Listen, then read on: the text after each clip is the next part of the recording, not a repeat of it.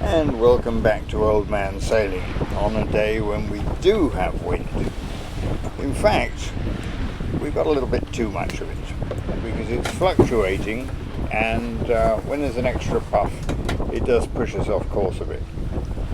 So we need to reef, and also around midnight tonight we're going to get some strong wind. So we need to take down the Super Zero, which is up there all furled, waiting for its turn, but it's not going to get it. So let's get started. So the first thing to do is to let off the main halyard a little bit and go up and pull down the reefing cringle. And normally what you would do is put the two little rings on the two horns on the gooseneck, but they're going to fall off.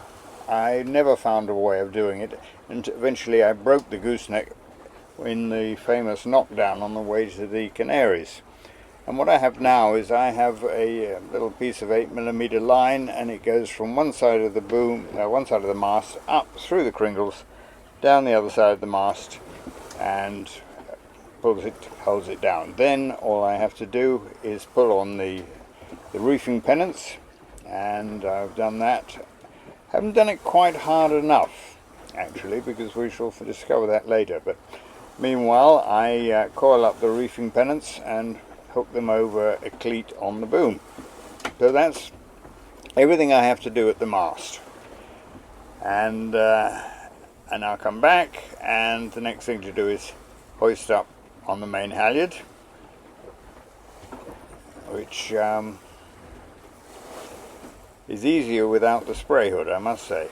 If you have the spray hood up, that's why I didn't get it tight enough on the leech, because the main sheet wasn't running free. So there we are, nice and tight on the luff. Not too tight, but reasonably tight. I once told my son Theo, as tight as you can, when he was hoisting the main, and he pulled the splice right into the sheave and broke it. Although I didn't discover that until years later. So we now can pull in the main, and as you'll see, we'll immediately start going faster. And of course coil up the main sheet. Always don't let ropes get out of hand.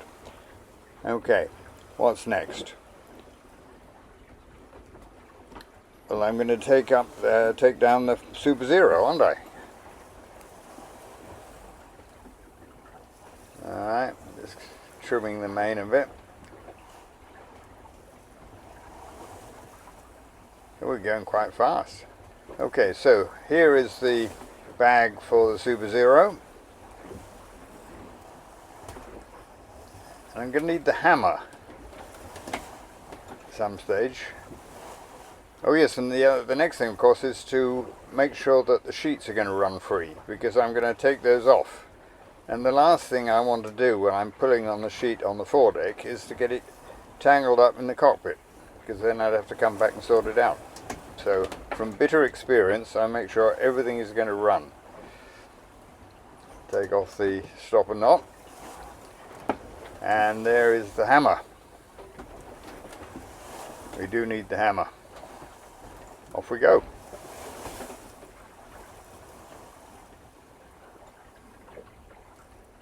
Oh yes, what am I doing here? Oh yes, I'm going to furl the headsail, of course. Can't take down the Super Zero if the headsail's up. Well, I suppose you might be able to, but it's a whole lot easier if you haven't. And let's face it, I'm not racing, am I?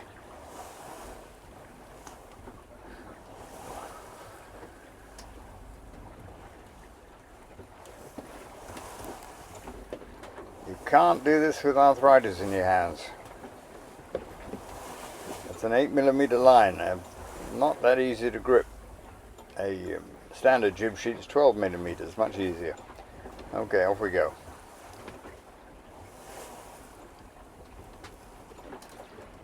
Now the first thing to do is to put the hammer behind a stanchion so it's not going to fall over, and then I've got to clip the bag.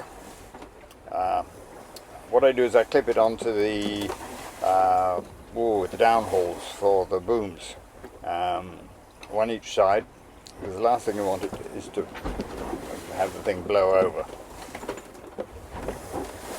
So now we can let off the Super Zero halyard. It's not the best arrangement, but that's where I happen to have the winch, and that's where I happen to have the cleat, so not much I can do about it without reorganizing everything. And now get hold of the Super Zero at the same time as letting off the halyard, and of course what happens is it goes whoomph, but then you can pull it in. A whole lot easier pulling in a furled sail than it is a loose symmetrical spinnaker, which is what I used to have till about 3 years ago. That was a merry old dance, I can tell you. Although I did have a sock, yeah, I had one of those socks eventually, didn't to begin with, but then the sock used to find all sorts of ways getting itself tangled up. So now I've taken the halyard off the top of the Super Zero, and that's got to be made fast down on the rail and make up the halyard.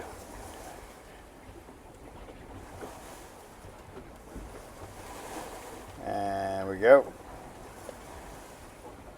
and tidy up the rest of it.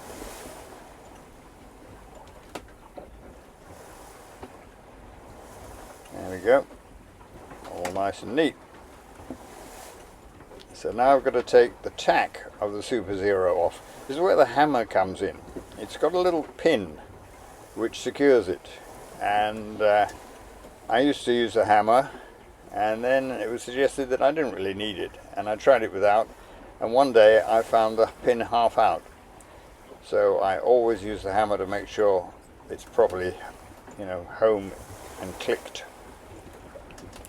Since I'm right up on the forepeak here now, it's probably a good idea to discuss safety harnesses.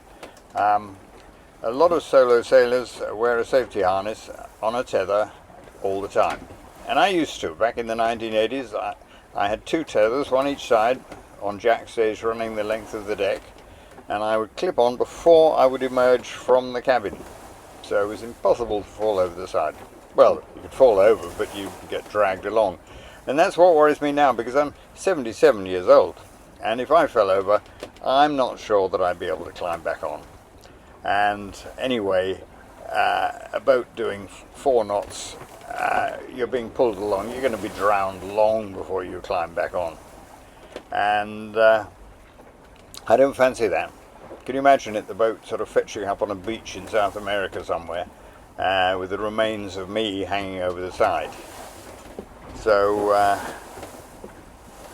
I'm going to fall over the side one day, I know, but it's a much better option than ending up in a care home because I'm too old to sail, staring blankly at the television. I'd rather go sailing. I am, of course, extremely careful. You watch me crawling about the decks. I'm pretty much holding on all the time, and if I'm not holding on, then believe me, I know exactly what to grab if there should be a sudden unexpected lurch. A lot of it is balance, a lot of it is just knowing your way around the boat, knowing where to put your feet, where you can grab a hold, and you just get used to it. And it is the most wonderful sensation. It's like walking barefoot on the beach first time you go on deck without a harness. And of course the great sailors of old never wore a harness. Robbie Knox Johnson didn't wear a harness. I think Chichester used to, but not all the time, certainly. Eric Taberley, of course, didn't wear a harness, famously, even at the end of the bowsprit of Pendwick. But of course he got knocked over the side, got smacked in the chest with the gaff one day, one filthy black night in the Irish Sea, and they never found him, poor fella. And he was think he was only 60 or something. But at 60 he'd had a long, very, very successful career as a solo sailor. France's hero, of course. So here I am. I think what I'm doing now is probably packing it into the bag. And I remember on this occasion I thought I'd try a different way. I'd put the middle of it in first so that the two ends were at the top. And it wasn't that easy because I've got to find out which end was which. So this is taking a bit of time. But we have, of course, all the time in the world, unless you're waiting for the data to upload on Starlink, in which case you're thinking, oh God, how much is this all costing? This stage I am, I think, coiling the sheets, which are running free from the cockpit, because of course I took all the kinks and the knots out of them before I left. Yeah, that's what I'm doing there.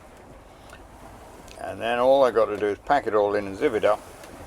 And there are two straps to basically to compress the bag.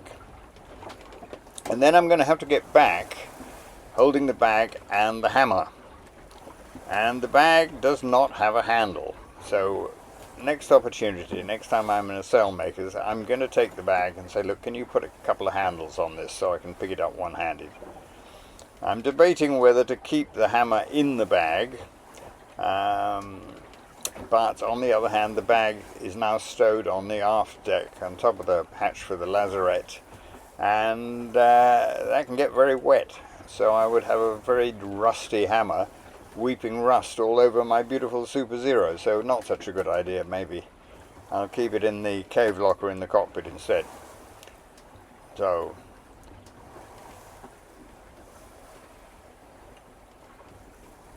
I don't know what's going on up there. Seems to be taking devil of a long time. Ah, here we go.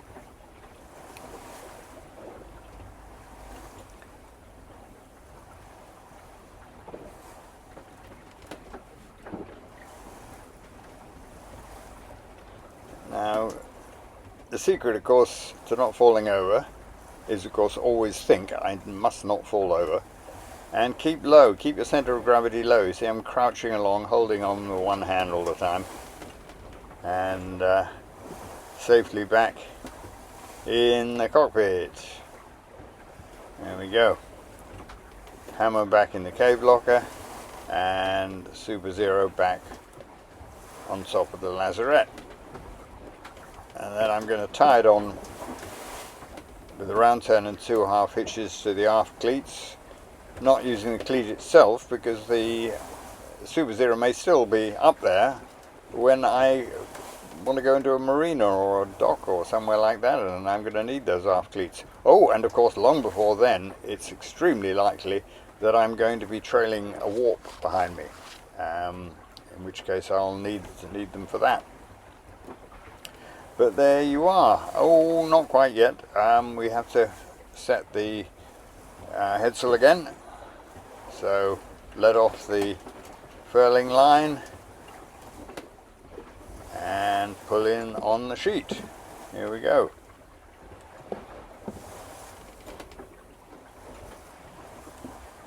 Notice I've got the furling line in my left hand.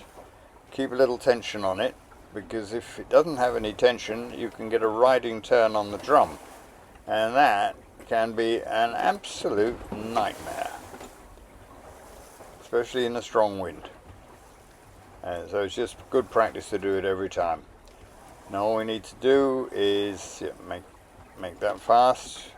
Oh, there's a little more to run, that's all it is. And oh, we're going faster, look. There we go. And make that fast. Tidy it away. And that is that. Goodbye.